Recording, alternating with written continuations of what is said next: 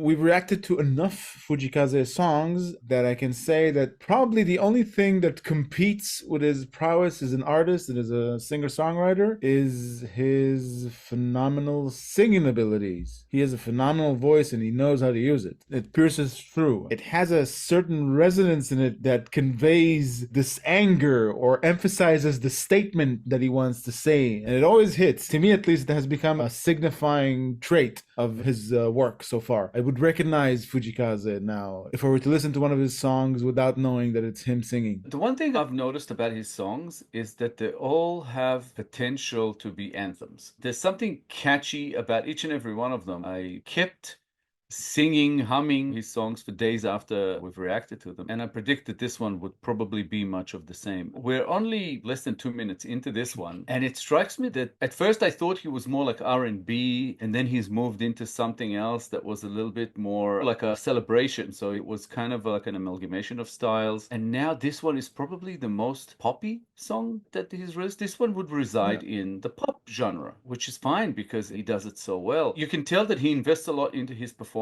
and he has a massive audience. Yeah, I was gonna say, yeah, look at that audience. Yeah.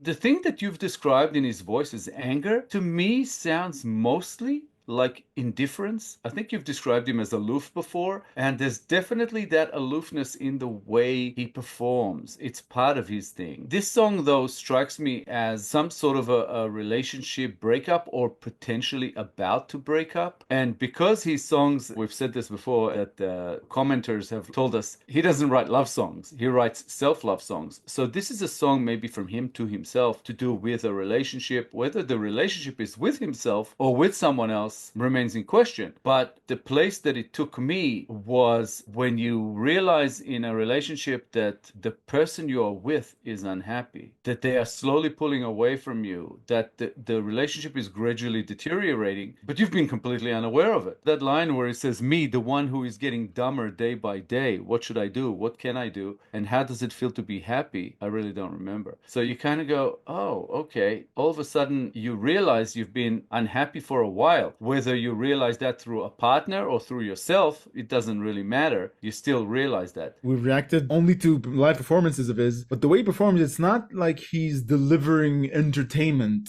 only. There's a very distinct feeling of good energy that he emits from his performance. It's another signifying feature of his performance. Is he's there to deliver good vibes. As soon as the song started, I got the feeling that this is about a person who contemplates his devil-may-care attitude, what he's getting from it. Maybe it's wrong to have a devil-may-care attitude that they possibly discovered within themselves, that they tend to care too much or get too attached when they're in a relationship, and that the relationship possibly failed because of a devil-may-care attitude. So the narrator is contemplating, what's it getting me? This attitude that I have. I could be completely wrong, but that's the feeling I got from it so far. The first couple of verses, it says, never thought I would care this much, never thought I would be hooked this much, and never thought it would get worse this much. I shouldn't give a flying damn about it. I absolutely have nothing to do with it. And why do I have to care this much about it? It almost sounds like when you have a relationship end without your having an active part in that ending. So you almost get blindsided by like, what happened? Like, I wasn't completely happy, but I didn't notice that the other person was this unhappy. But you also get a little bit obsessive, maybe. When you care too much, you kind of realize you care too much, and then you almost realize that this obsession might be a bit too much. Why am I this obsessed about it? It's just another relationship. Either I can correct it by doing this, or why did I let it get this far? He even says in the chorus, no doubt it's all my fault. And then he goes and says, no need to blame anyone, but it is interesting. It also has an element in it that the fact that it's a relationship that one person doesn't know that the other one is unhappy, when it ends,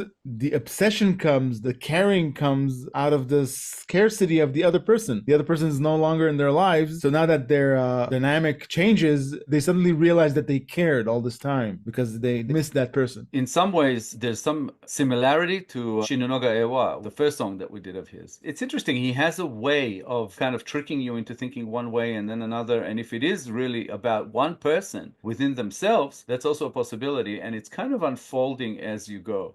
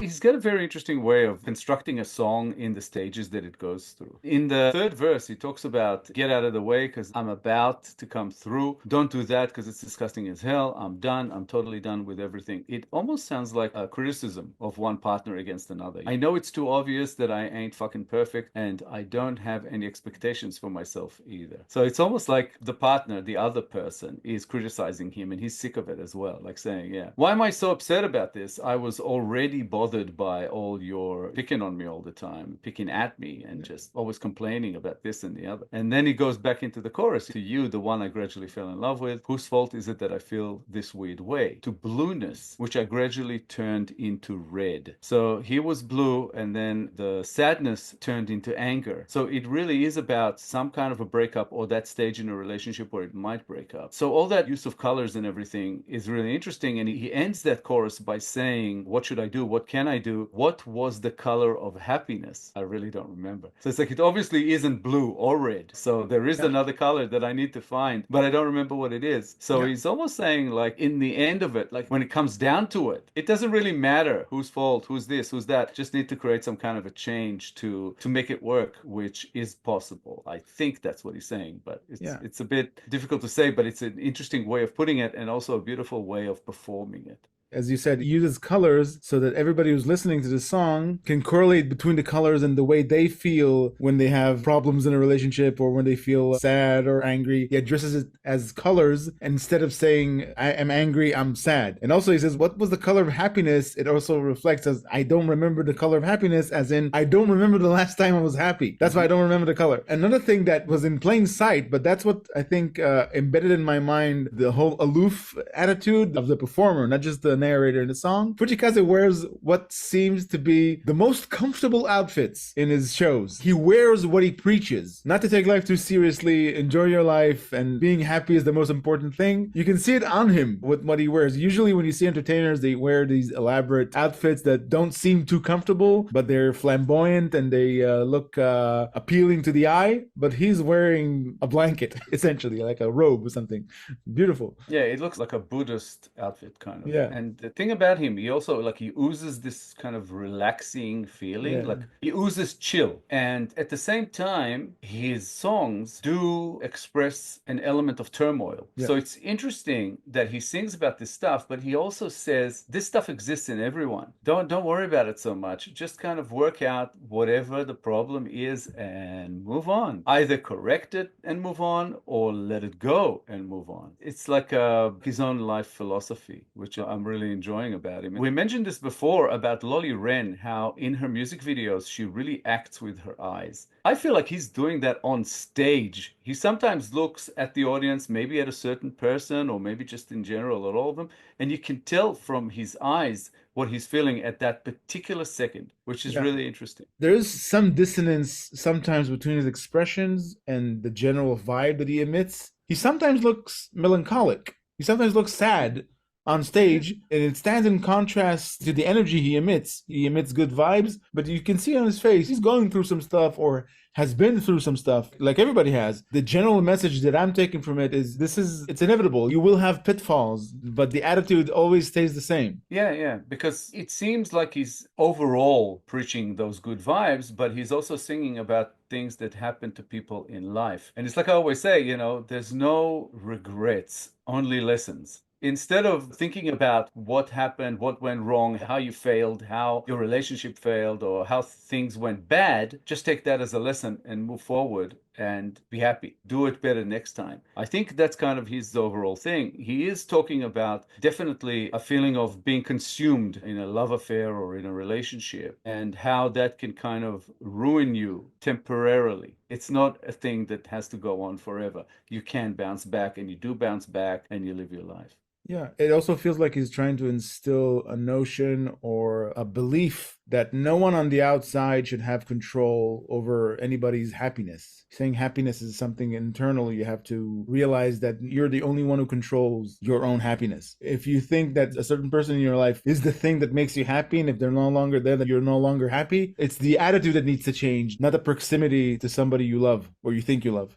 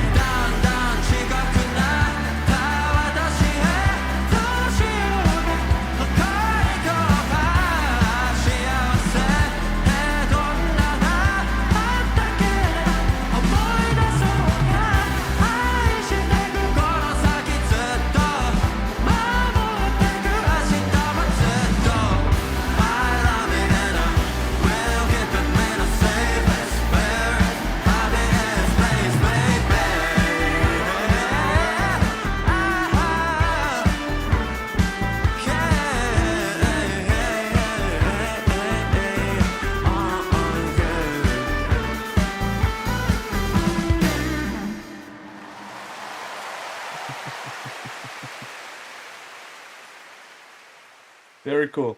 Yeah, indeed.